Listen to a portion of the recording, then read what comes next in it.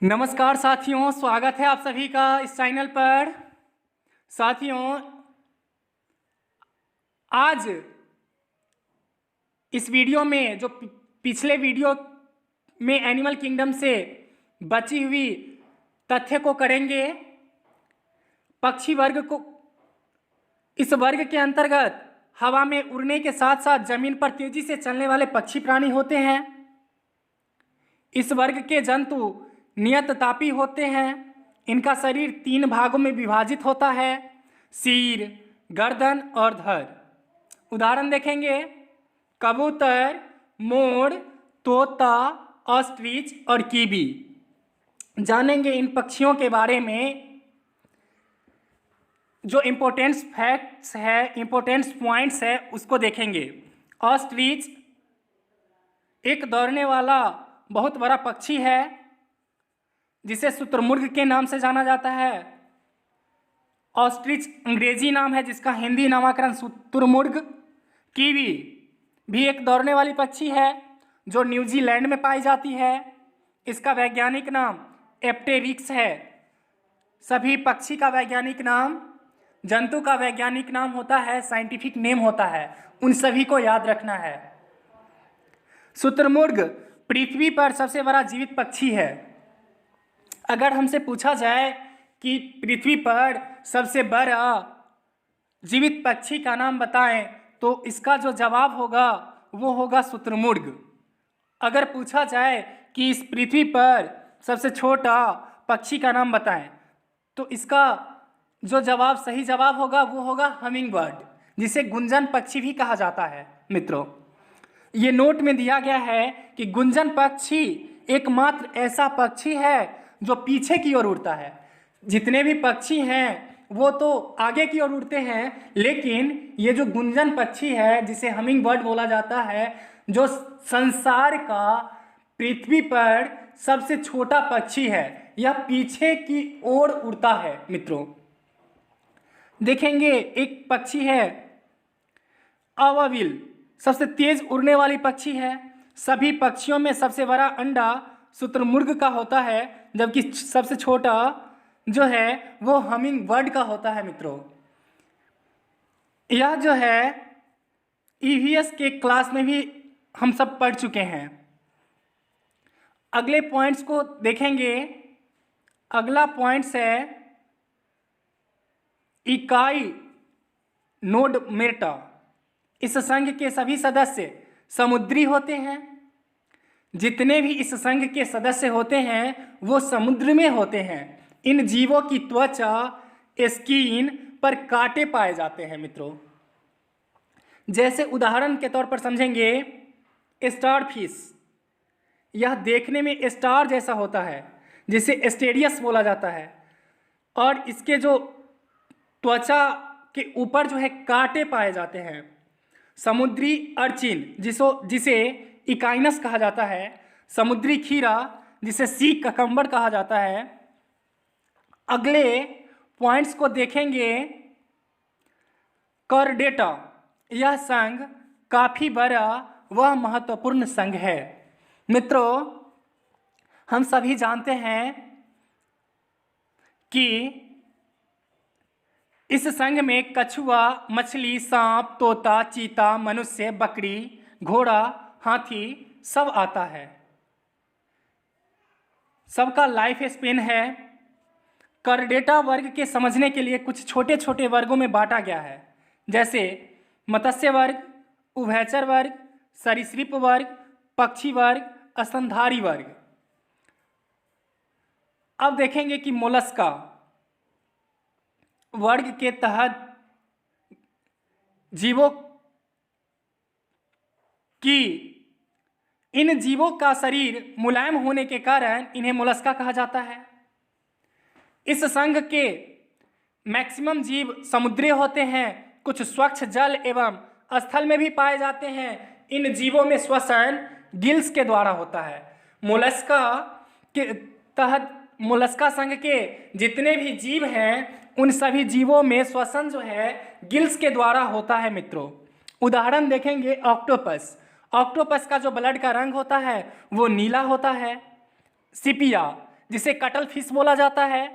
सीप, हेलियोटस, पायला, जिसे घोंघा बोला जाता है।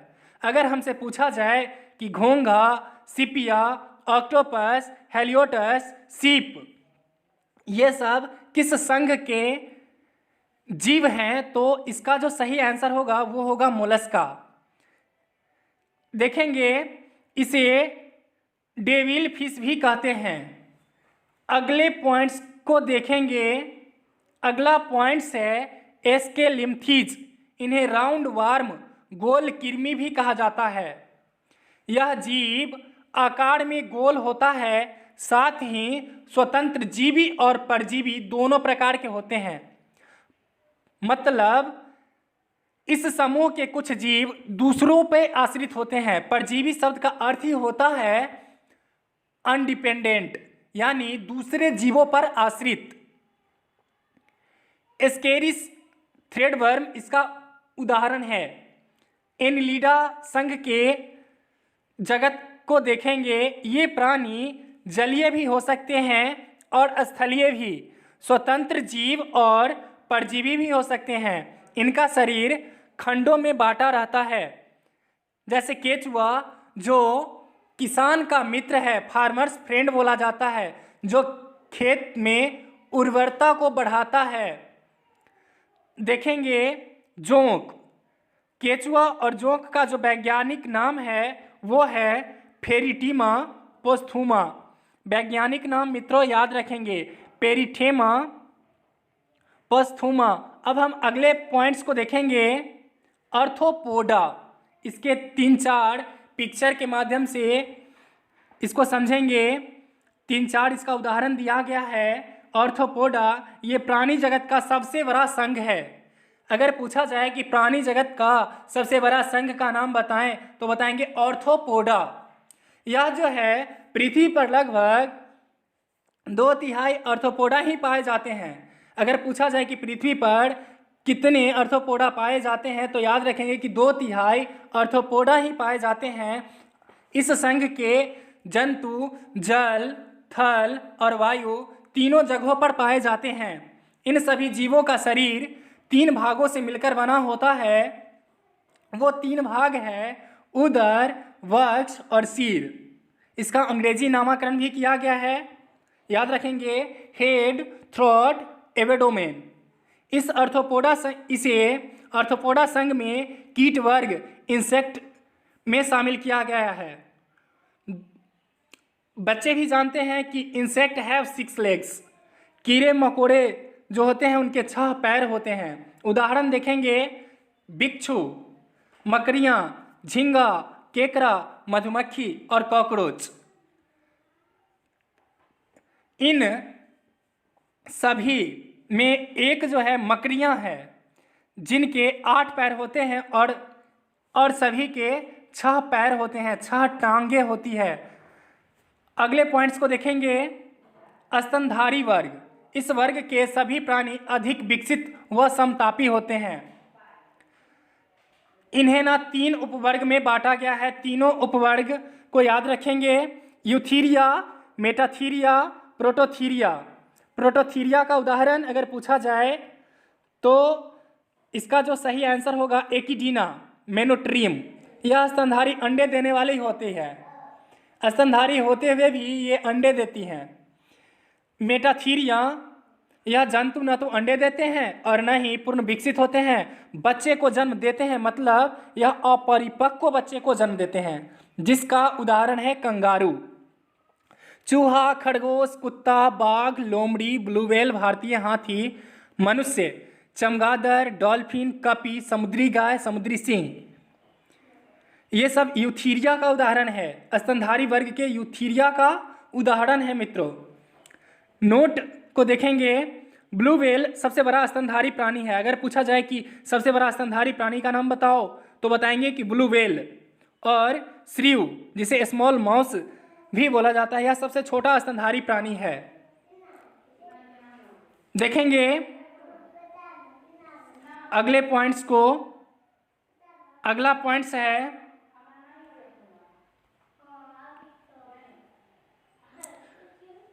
देखेंगे अगले पॉइंट, सिलेक्ट्रेरा प्रवाल जंतु, इसका नाम